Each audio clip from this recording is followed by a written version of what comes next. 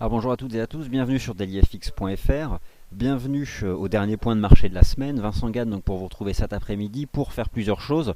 Déjà un tour d'horizon des paires en dollars canadiens puisque c'est la seule statistique importante cet après-midi. À 14h30 les chiffres de l'emploi au Canada.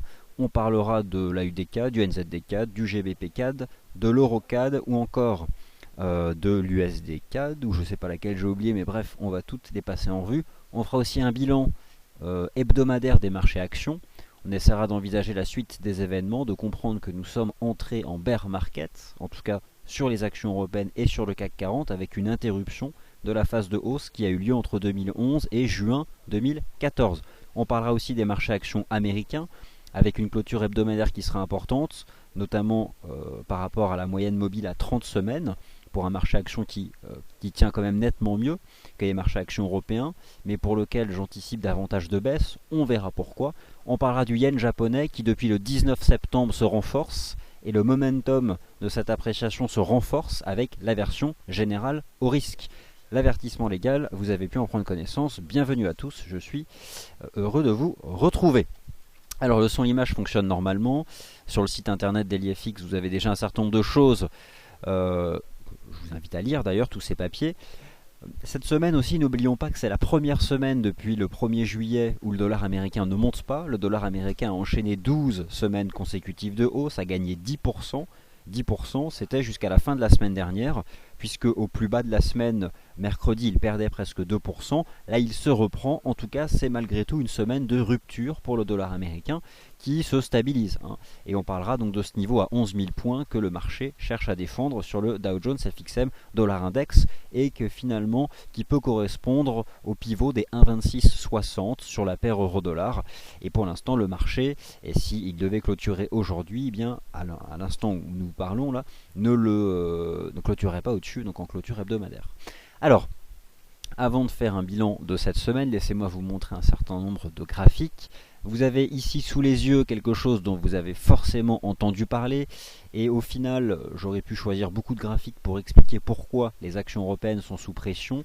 Ce que vous avez sous les yeux, c'est un indicateur d'inflation future, donc des anticipations d'inflation, un indicateur qui est très utilisé par la Banque Centrale Européenne, le swap d'inflation au sein de la zone euro à 5 ans dans 5 ans, capture d'écran Bloomberg réalisée il y a à peu près 20 minutes, qui vous montre que les anticipations d'inflation d'une part diminuent, s'affaiblissent, on est passé sous le seuil des 2%, mais surtout, fait plus inquiétant, le marché rejoint à toute vitesse les plus bas des anticipations d'inflation qui avaient été atteints en 2010. Voilà pourquoi, du point de vue de ces anticipations d'inflation, nous retrouvons un contexte proche du grand marché baissier qui avait eu lieu, notamment donc en 2008. Donc ici, il y a clairement une forme d'inquiétude pour les actions européennes, et c'est bien sûr aussi source de baisse à long terme pour l'euro-dollar.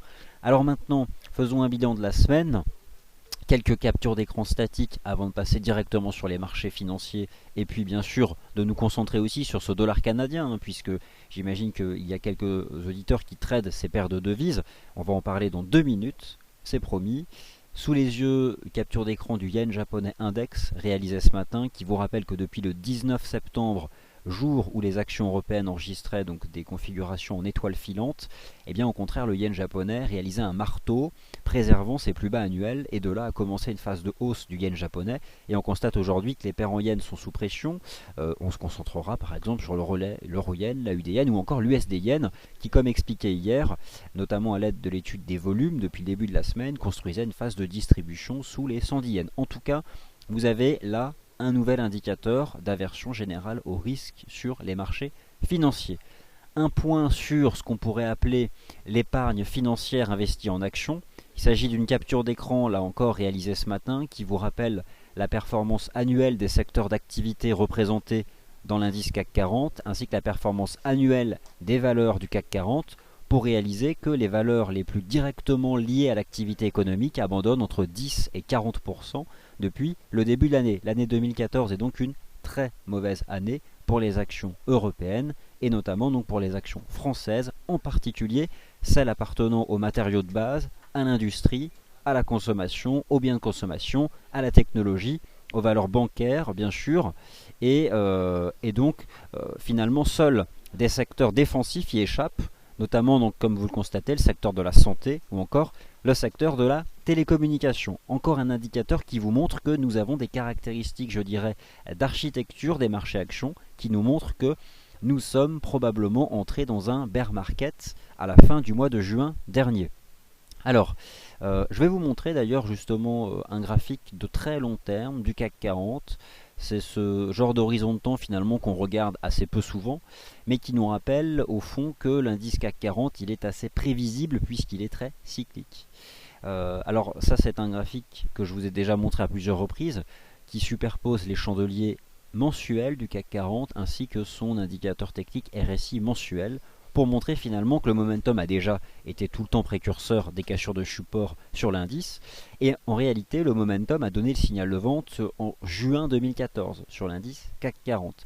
Ce qui nous a invité d'ailleurs à expliquer que tout au long du mois de juillet, nous n'avions eu qu'une première jambe de baisse dans un mouvement beaucoup plus profond, et je n'hésiterai pas à faire le rapprochement entre les années 2001, 2007, 2011 et 2014.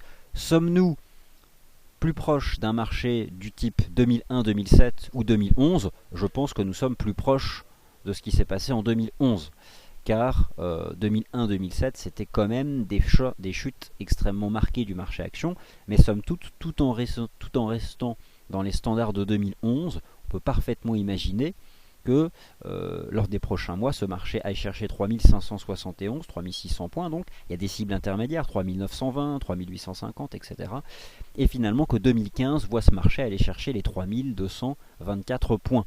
4100 points, c'est un niveau de support majeur que teste actuellement l'indice CAC 40, dont l'équivalent est déjà assez significativement cassé sur l'indice allemand DAX 30, puisqu'il passait à 8900 points, et il est actuellement toujours en cours de test sur l'indice Eurostoxx 50, à 2973 points pour être précis.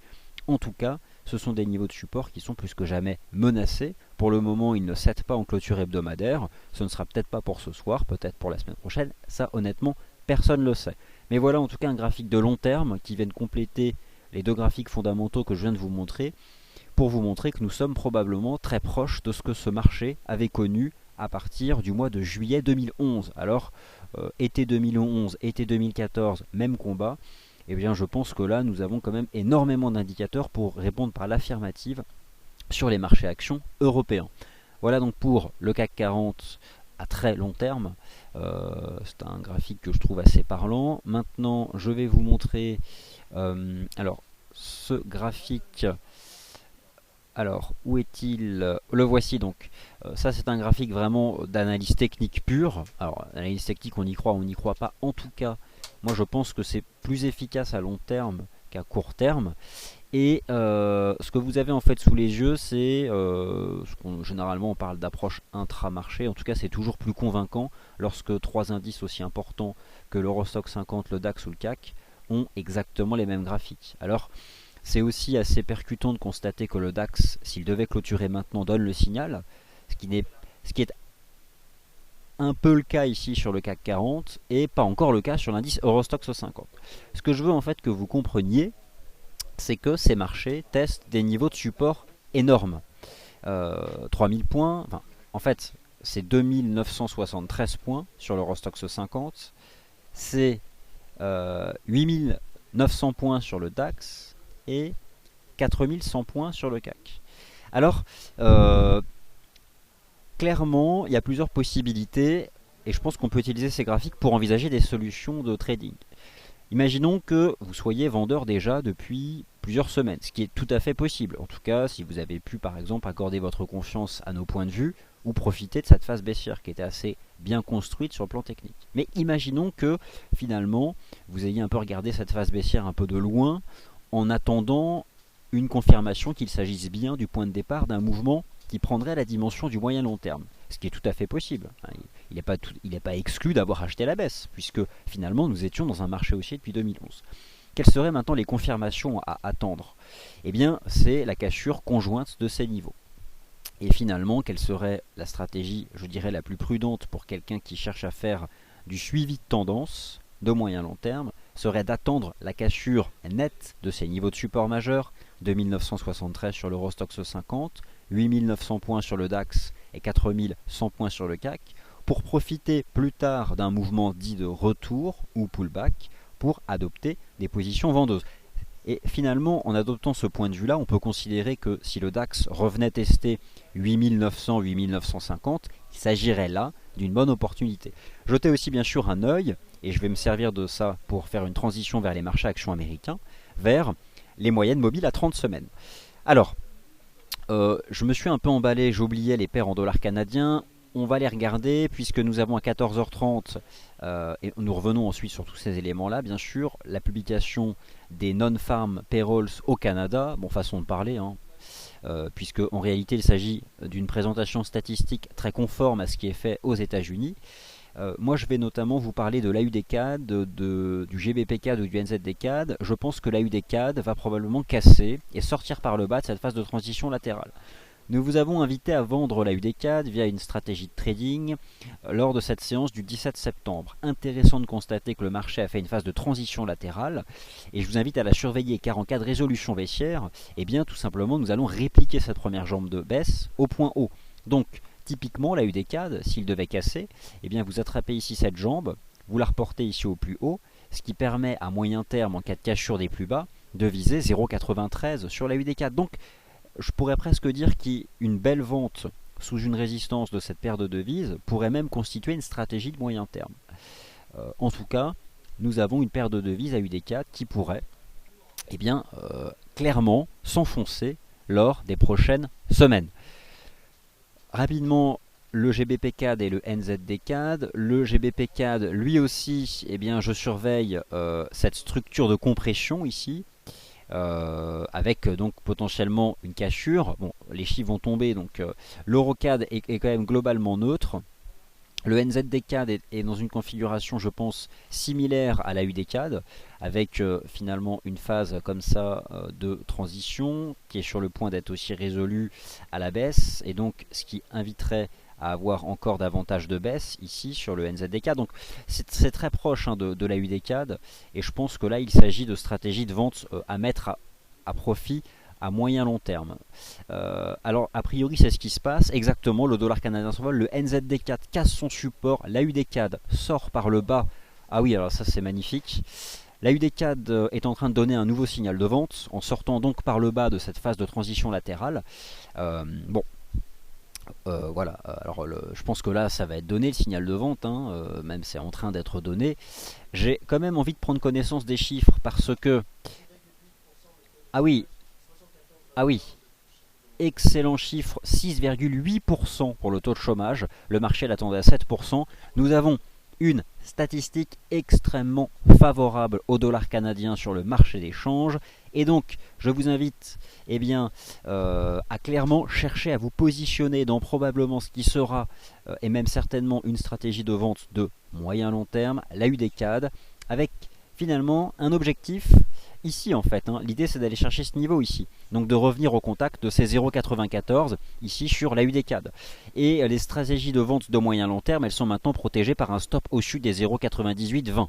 Donc avec un stop au-dessus de 0,9820 pour viser 0,95, et ensuite on touche à plus rien et on laisse la position de fond se déployer, car c'est le principe des stratégies, je dirais FX de moyen long terme. On entre, stop large, objectif de cours 3 fois supérieur et on ne touche à plus rien. Et limite on y jette un œil une fois par semaine. Alors j'admets qu'il faut avoir un compte suffisamment large ou intervenir sur des mini-lots, ce qui est tout à fait possible d'intervenir sur des mini-lots. Alors je vais continuer, la plateforme va se charger, on va jeter un œil au NZD-CAD ainsi qu'à l'EuroCAD et au GBP-CAD, car je crains des cassures sur le NZD-CAD et je crains aussi des cassures donc sur le GBP-CAD. Mais en tout cas, nous avons donc un rapport sur l'emploi très favorable au Canada. Après, ce n'est pas étonnant dans le sens où, de toute façon, à peu de choses près, je dirais que les cycles économiques nord-américains sont imbriqués. Et somme toute, lorsqu'on voit l'économie américaine être aussi performante du point de vue des statistiques officielles, on réalise que le Canada s'aligne, et donc le dollar canadien a quand même un statut de devise forte sur le marché des changes. Donc, le NZD-CAD, mais j'ai une préférence quand même pour la UD-CAD, cherchez donc à vendre cette paire de devises ou à adopter une stratégie de vente de moyen long terme. Je jette... Alors, quelque chose ici à surveiller ici qui est important, c'est le GBP-CAD qui teste un point important ici. 1,7890 et je pense que si les 1,7890 sont cassés, nous aurions peut-être une structure en épaule, tête-épaule ici sur le GBP-CAD. Et donc voilà, ça c'est ce que je surveille.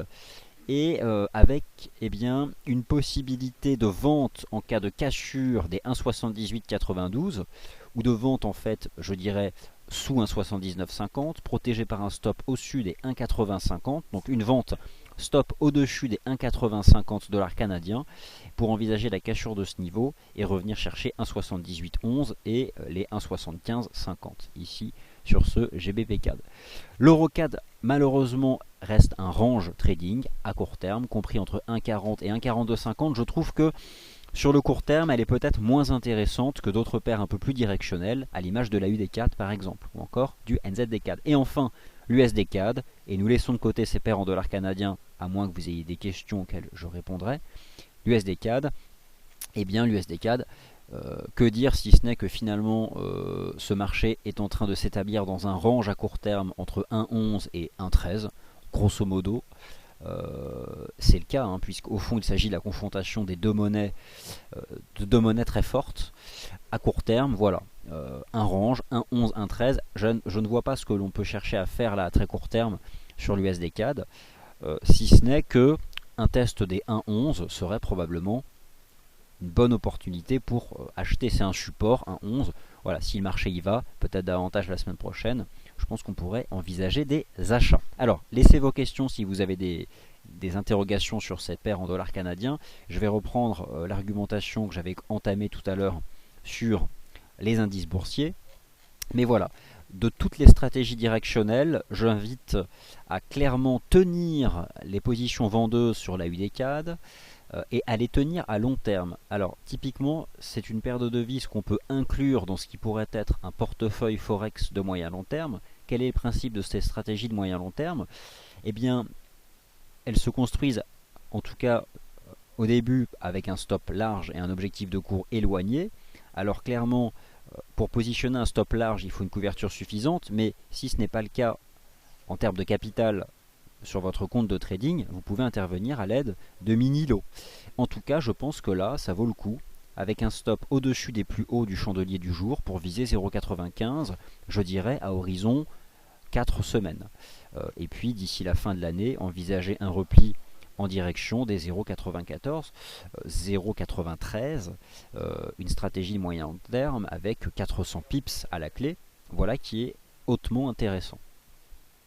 Donc, c'est je pense la plus intéressante de toutes ces paires dont nous venons de parler. Donc voilà ce que je pouvais vous dire sur ces paires en dollars canadiens. Maintenant, revenons à nos moutons. Nous étions en train d'évoquer la situation des indices boursiers. J'y reviens puisque il va falloir s'atteler maintenant à essayer de voir ce qui pourrait se passer sur les marchés actions américains. Puisque, bien sûr, je dirais, disons que jusqu'à présent, les marchés actions européens ont pu baisser tout seuls. Mais pour envisager les cibles que je vais vous présenter maintenant, clairement cela devra se faire avec les marchés actions américains. Alors les cibles, elles sont les suivantes, et je pense que je vais aussi essayer de vous préciser un timing. Ce qui n'est jamais évident, mais je vais m'appuyer sur ce qui est habituellement le rythme de marché lorsqu'on valide de puissantes structures comme ça, en épaule, tête-épaule, sur ces trois indices. Alors, selon moi, je pense que ces cibles-là, 2619, alors ce sont des intervalles, mais 2619, 2754 sur Eurostoxx 50, 7656, 8194 sur le DAX, 3602, 3792 sur le CAC 40, sont les objectifs de cours pour la fin d'année. Alors maintenant, si vous n'y êtes pas, quelles seraient les résistances de portée hebdomadaire habiles à vendre? Eh bien, j'ai 3100 points sur l'Eurostoxx 50. Je doute que le DAX soit capable de remonter jusqu'à 9100, étant donné qu'il est plus faible. Donc je dirais un retour de ce marché entre 8950 et 9000 points. Et par contre, clairement, désormais la grande résistance sur l'indice CAC 40, eh bien, il s'agit des 4230 points. Voilà donc ce qui, sur cet horizon de temps, serait de bons points de vente pour ces marchés actions en Europe. La suite va dépendre énormément des marchés actions américains. Ces mêmes marchés actions américains qui sont actuellement en train de briser deux moyennes mobiles extrêmement importantes du point de vue du cycle tendanciel de moyen long terme. C'est une moyenne mobile qui a été mise en avant par monsieur Stanley Weinstein, qui est à la fois analyste de renom et trader aussi. Il s'agit de la moyenne mobile à 30 semaines. Et cette moyenne mobile à 30 semaines, si je prends le cas du S&P 500 ou encore du Dow Jones, a été préservée en octobre 2013 à l'aide d'un marteau, a été préservée à l'aide d'un marteau en février 2014, a été préservée à l'aide d'un bullish engulfing en avril 2014, a été préservée à l'aide d'un marteau en août 2014, a tenté d'être préservée la semaine dernière à l'aide d'un marteau, sauf que ce marteau n'a produit aucun effet haussier. Et voilà donc un élément purement d'analyse technique qui m'invite à penser que cette fois-ci, elle pourrait être cassée, soit ce soir en clôture, soit la semaine prochaine. Pourquoi je pense que ces moyennes mobiles de long terme peuvent être emportées? Alors maintenant, il faut avoir une approche un peu plus intramarché et essayer de lier les différents actifs les uns aux autres. C'est pour ça que tout à l'heure, je vous ai présenté la tendance générale du yen japonais, par exemple, sur le marché des changes. Je vous rappelle aussi ici un décalage qui porte en lui des effets baissiers pour le marché action US. Il s'agit du décalage marqué entre la performance des indices de volatilité implicite depuis le 1er juillet et la performance des marchés actions, puisque vous pouvez constater que la volatilité implicite du S&P 500 a gagné 80%. Alors certes, on part de très bas, donc forcément ça fait des pourcentages impressionnants, mais 80% depuis le 1er juillet, 62% pour celle du Dow, ou encore 46% pour celle du Russell. Et lorsque le marché action sous-jacent n'abandonne que 2%, eh bien, il y a clairement derrière cela d'importantes stratégies de couverture, et à un moment ou à un autre, il y aura un alignement de ces deux indicateurs. Donc, je pense que cela annonce davantage de baisse sur ces marchés actions US. Alors, où est-ce que nous en sommes désormais? Et toujours pour rester dans cette approche intramarché, je vous invite à surveiller la clôture hebdomadaire de l'once d'or. Alors, il ne faut pas non plus exagérer ou trop se projeter. Cependant, si ce marché de l'once d'or devait clôturer au niveau actuel des cours, à savoir à 1223 $, en utilisant les configurations en chandelier japonais, nous aurions quelque chose qui s'apparente à une structure en avalement haussier. Alors, moi j'apprécie ce genre de structure lorsqu'elles sont faites sur support majeur, ce qui est le cas ici à 1180 $. Par contre, il ne faut pas du tout exagérer là où cela pourrait nous emmener. Où est-ce que cela peut nous emmener? Aller chercher par exemple 1250 $. 1250 $. En tout cas, si vous faites partie des traders qui ont pu adopter des stratégies d'achat entre 1180 et 1200 $, avec un certain nombre de signaux techniques qui étaient donnés en utilisant des horizons de temps plus courts, par exemple les chandeliers japonais journaliers, eh bien je pense que vous devez tenir vos positions et surtout peut-être revenir voir le graphique ce soir, et vous serez rassuré si vous constatez la création d'une structure en avalement haussier. Ce qui, si on devait arrêter la cotation maintenant, est exactement le cas ici sur ce marché. Donc voilà là quelque chose qui me plaît sur ce marché des métaux précieux. Alors maintenant, le dollar US, toujours pour en faire son bilan hebdomadaire, c'est une semaine différente des autres, puisqu'il s'agit de la première semaine où le dollar américain s'inscrit en repli.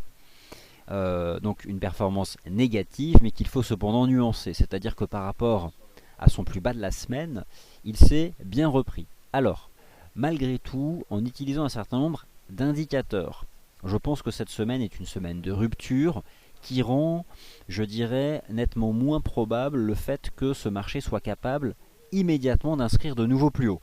On peut imaginer par exemple sur ce Dow Jones FXM Dollar Index au moins un flat ici, au-dessus des 11 000 points. Alors il est temps de se poser la question de l'euro-dollar, sachant que ce marché a cette semaine quand même rebondi de 300 pips, puisque entre vendredi et hier, il est passé de 1,25 à 1,2790. Donc 290 pips de rebond technique. Sauf qu'il y a quand même une haute volatilité.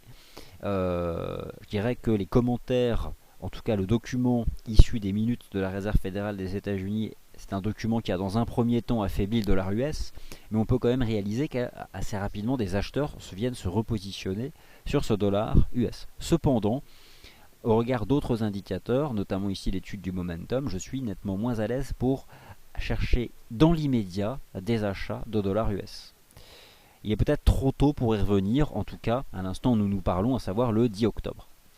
Alors, maintenant venons-en justement à la paire euro-dollar et on va descendre d'un horizon de temps, on va aller voir le graphique en données journalières et puis nous allons aller voir aussi les graphiques en chandelier japonais 4 heures sur cette paire euro-dollar.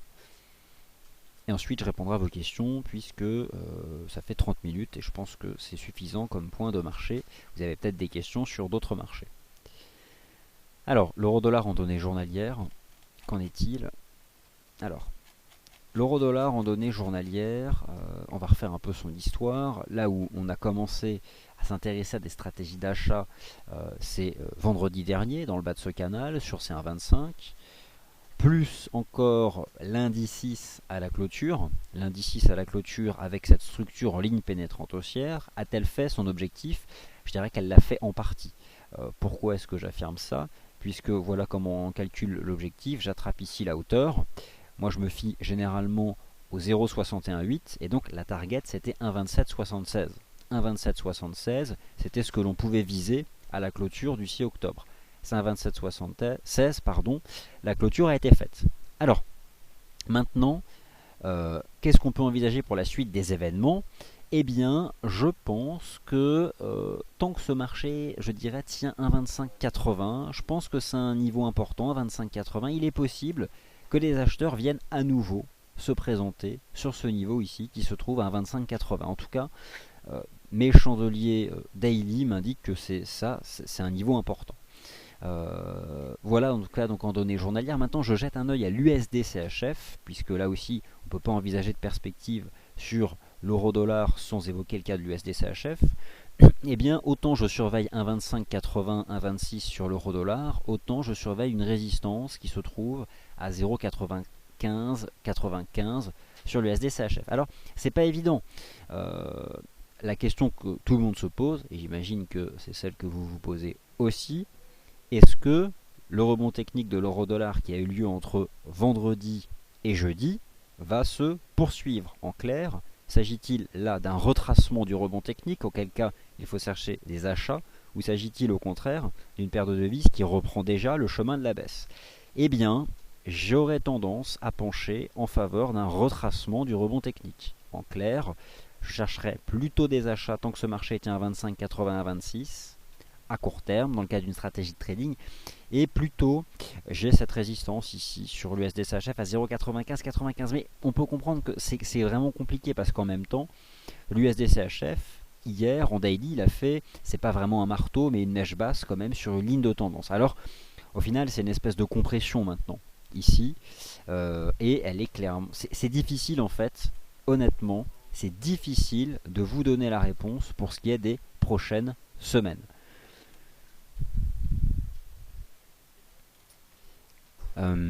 Alors, et désormais, phase de questions-réponses, c'est parti, à vous la parole. En tout cas, à vous d'écrire. Alors, le SMI. Question sur l'indice suisse. Alors, pourquoi? Eh bien, j'ai envie de vous dire objectif atteint, objectif atteint, objectif atteint. Je visais 8350 points. En fait, lorsque j'ai évoqué une stratégie sur cet indice suisse, c'était purement de l'analyse technique. C'était rien d'autre, je ne connais pas du tout ce marché. En tout cas, j'avais une structure en biseau. Voilà. J'ai écrit, proposer une stratégie de vente, c'était cette semaine du 20 septembre. Et la cible était de rejoindre la partie basse de cette structure. Mais je pense que à moyen terme, on va en sortir par le bas, exactement comme nous a fait l'indice australien au mois de septembre. Donc là, je ne suis pas étonné qu'on rebondisse un peu sur 8350 parce que c'est un objectif. Mais clairement, j'anticipe la cassure de ce marché. Alors, je vais quand même essayer de descendre ici en données journalières, ce qui vous permet de réaliser qu'on a fait quand même une touchette sur justement ce biseau. honnêtement, je vois très difficilement ce marché se reprendre au-delà des 8600 points. Euh, et donc, mon conseil serait de tenir et de rabaisser les stops au-dessus. Je pense que cette mèche-là est intéressante. Au-dessus des 8600 et de tenir. Vous mettez votre stop 0 à 8610 et vous tenez. Si vous souhaitez encaisser des gains, peut-être pour vous porter sur d'autres activités de trading, le fait d'avoir atteint cet objectif vous invite à tout couper maintenant. Donc vous avez plusieurs choix en fait, tout dépend de votre horizon de temps. En tout cas, il est vrai que l'once d'or tient extrêmement bien, comme mes collègues sont en train de le dire. Alors, ce qui m'intéresse d'ailleurs en données journalières, c'est ça en fait sur l'once d'or. C'est qu'on a cassé cette trendline, là maintenant on la tient. Bon, il y a un certain nombre de choses qui peuvent laisser penser que, alors, notamment si on fait un bullish engulfing en weekly, c'est clair que la résistance à 1240 $, elle finira par être franchie à la hausse. Et que donc nous irons chercher les 1275. Alors je vais continuer avec les questions-réponses. Alors, est-il trop tard? Alors, en fait, j'étais parti du principe que il y a une question auquel je ne répondrai pas, c'est est-il trop tard pour vendre les indices? Étant donné que c'est compliqué de répondre à cette question lorsqu'on défend la baisse depuis tant de semaines. J'ai envie de dire que la réponse, en fait, je l'ai déjà donnée dans le sens où j'ai envisagé des cibles nettement plus bas que le niveau actuel du marché. Donc, la réponse est non, il n'est pas trop tard. Mais la bonne question, Alain 41, est quel est le bon timing ou le bon niveau? Eh bien, je pense que sur le DAX, la résistance désormais la plus évidente, en tout cas sur la base des cours de clôture, ce sont ces 9000 points. Si on respecte cette construction baissière en place ici depuis le 19 septembre. Alors, si mes souvenirs sont bons, je crois que lundi doit être un jour férié aux États-Unis. Peut-être le. Alors, Columbus Day, il me semble avoir vu quelque chose en ce sens. Je vais rejeter un œil à un calendrier économique. Alors, je dis peut-être des bêtises, je vais vérifier. Alors, a priori, le 13 octobre, je vois Columbus Day aux États-Unis.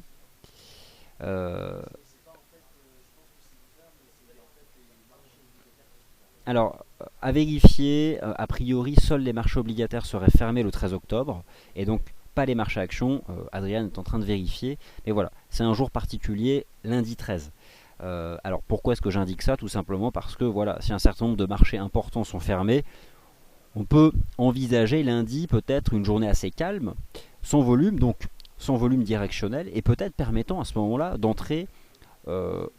Alors les marchés actions sont ouverts. Y a-t-il un marché fermé lundi? Peut-être le marché obligataire, bon, à vérifier. Mais en tout cas, lundi, le marché action est ouvert ici aux États-Unis, en dépit de cette journée donc de Christophe Colomb.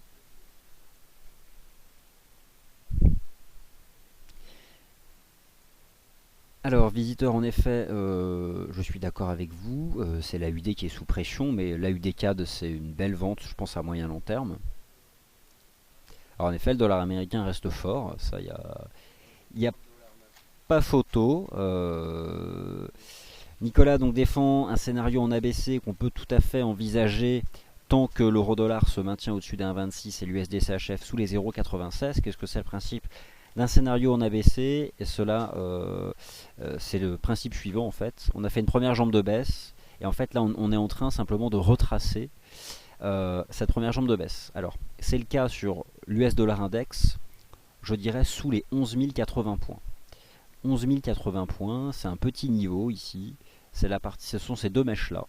C'est plus ou moins la moitié de cette pattern ici qui s'est faite sur les séances du 3 et du 6 octobre, en dessous duquel on peut parfaitement justement défendre cette structure en ABC. Alors concrètement, qu'est-ce qu'elle donne en intraday sur l'euro dollar, cette structure en ABC? Eh bien, on va tout de suite aller le regarder, ce que cela donne.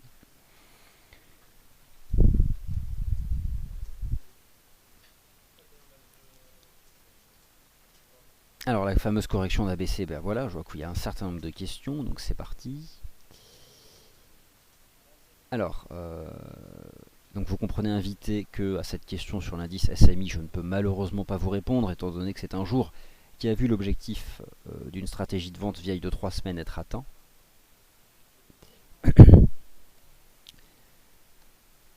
Alors, l'euro-dollar, le voici.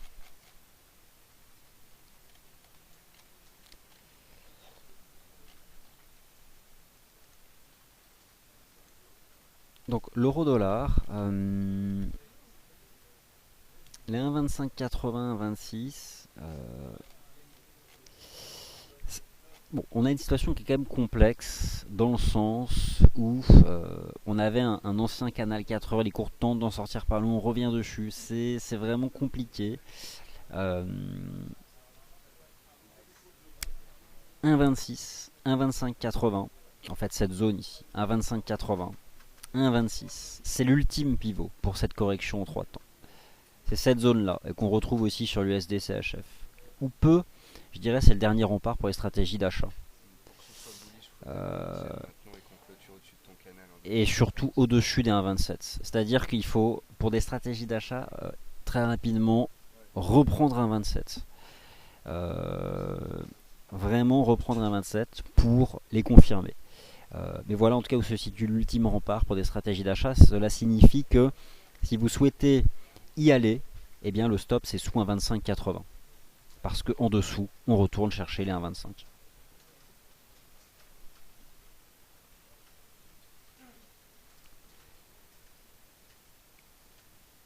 Alors pour le dollar néo-zélandais et le dollar australien, eh bien, ce sont deux monnaies qui sont sous pression.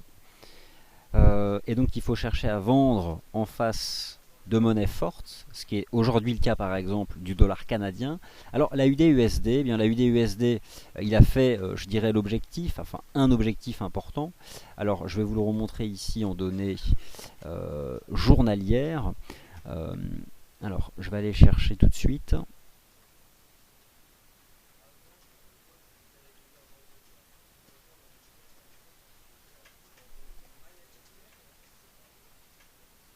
Et le câble, et le câble. Et donc, question sur NZD-USD, etc. Donc, je poste tous vos commentaires. Alors, c'est parti. L'AUD-USD. L'AUD-USD est une paire de devises, je dirais, difficile à l'heure actuelle. Il y a eu une réaction intéressante sur les 0,8660 avec une structure en pénétrante qui a fait sa target qui était à 0,89. Alors on a fait 0,8899. Ça retombe. Remettre un billet sur 0,8660, compliqué. Compliqué. C'est une monnaie quand même qui est sous pression. Et lorsque je vois la UD-CAD donner un nouveau signal de vente, je pense que la UD-USD, malheureusement, reprend le rythme de sa tendance baissière de fond.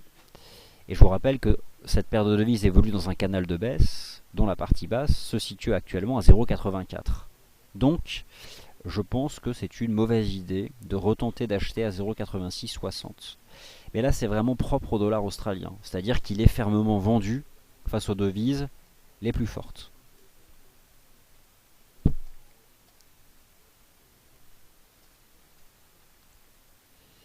Alors,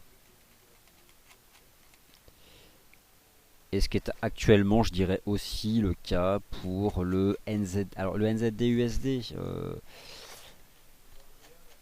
ça ressemble énormément d'ailleurs au fond à la UD-USD. C'est-à-dire que bon, bah, on a cette phase de baisse. Là, on tente de faire plus ou moins, enfin un flat. Là, je ne sais pas trop ce qu'on fait entre 0,77 et 0,7975.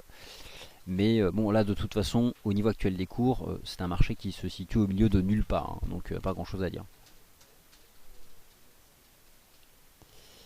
Alors, est-ce que les replis de l'USD-CAD s'achètent? Alors, je pense que oui. Et le seul support que je vois, il est à 1,11. Donc oui, 1,11, ça se paye. Alors, peut-on shorter le NZD-CAD au niveau actuel? Alors, je pense que cette stratégie, on peut l'envisager sérieusement. D'ailleurs, je pense qu'on donne un signal. Si j'attrape vraiment la base, enfin les corps des chandeliers, j'ai envie de vous dire, je pense qu'on peut parfaitement envisager ça avec un stop au-dessus des 0,8840. Stop au-dessus des 0,8840 pour que se poursuive cette phase de baisse. En tout cas, à court terme, allez rapidement chercher ces récents bas ici qui passe sur 0,8659. Il y a une ligne de tendance que vous pouvez de toute façon utiliser qui passe ici. En tout cas, ce sont clairement des devises qui restent sous pression. Pas encore de signal sur le GBP CAD qui tient donc ce support à 1,7890. Alors après, enfin voilà. Alors GBP Yen. Qu'est-ce qui devient celui-ci? Le GBP Yen est lui aussi sous pression. En fait, c'est le yen qui monte. Le sterling aussi est sous pression. Le sterling, l'indice de vide nous indique que cette monnaie baisse. Oui, je répondrai à ça. Alors là, on tient un niveau. Il y a un niveau, hein, il y a un niveau de support là à 172,87. Mais désormais, le fait que ce marché ait réintégré les 175, clairement, le GBP Yen, malheureusement, je dirais peut-être au regard de la force récente du JPY, a de fortes chances en réalité de se replier en direction des 170. Donc je pense que le GBP Yen va baisser davantage lors des prochaines semaines.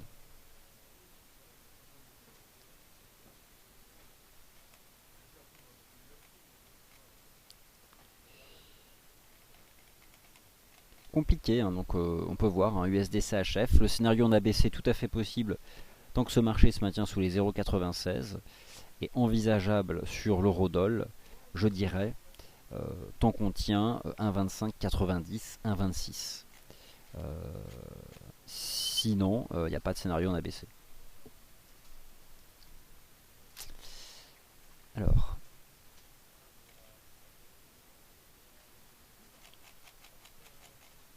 la UDCAD, je pense en fait tout simplement qu'il sort par le bas de cette pattern là. Alors, on tient pour l'instant sur la UDCAD ce niveau là, les récents bas.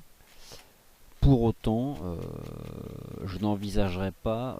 C'est une paire de vis qu'il faut vendre de toute façon sous résistance, hein. Le principe, moi je le vois de cette façon-là, on a une jambe de baisse, un flat. Soit c'est un rectangle, soit c'est une configuration triangulaire dont les cours sont en train de sortir. Prochain signal de vente si on casse ce support sur la base d'une clôture D1. Et je vais aller le chercher sur un horizon de temps un peu plus long. Bon, clairement, vous avez quand même un chandelier hebdomadaire qui a une sale tête, hein, sur la UDCAD. Donc, autant vous dire que je ne pense pas prendre trop de risques en invitant à chercher les ventes avec un stop au-dessus de 0,9862 pour envisager une poursuite de la baisse en direction des 0,9590 au bas mot. Alors, je pense avoir répondu à l'essentiel de vos questions. Vous avez compris que la clôture qui est importante pour la suite des événements reste la clôture des marchés actions américains et notamment de part et d'autre des moyennes mobiles à 30 semaines. La baisse des marchés actions US, elle est hyper stressante pour un vendeur. Regardez les marchés actions US. Une énorme journée de hausse, une baisse. Une forte hausse, une baisse. Et c'est un marché nettement moins directionnel dans la baisse que les marchés actions européens. Cependant, j'estime qu'il est, lui aussi, en dépit de sa force de fond, sous pression. Et que si par exemple, je prends l'indice S&P 500, pour vous donner des targets, eh bien, cela ne me choquerait pas que ce marché aille chercher les 1900 points la semaine prochaine. Mais, pour aller plus loin de ça, cela ne me choquerait pas que ces 1900 points soient de toute façon rompus. Et vous avez une moyenne mobile à 20 jours qui couvre bien ici les cours.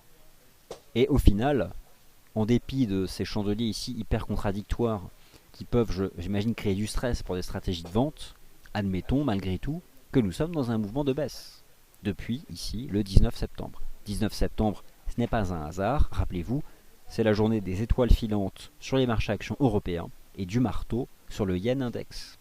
qui est, sur le marché des changes, la monnaie à l'aspect refuge, je dirais, qui fait consensus sur ce marché d'échange. Alors, voilà donc ce que je pouvais vous dire sur l'ensemble de ces marchés actions. J'espère que vous avez trouvé ce point de marché suffisamment limpide. J'ai répondu donc à la majorité de vos questions. Je vous souhaite une bonne fin d'après-midi, un bon week-end, et on se retrouve donc à partir de lundi pour les points de marché habituels sur dailyfx.fr. Merci à tous et reposez-vous bien ce week-end.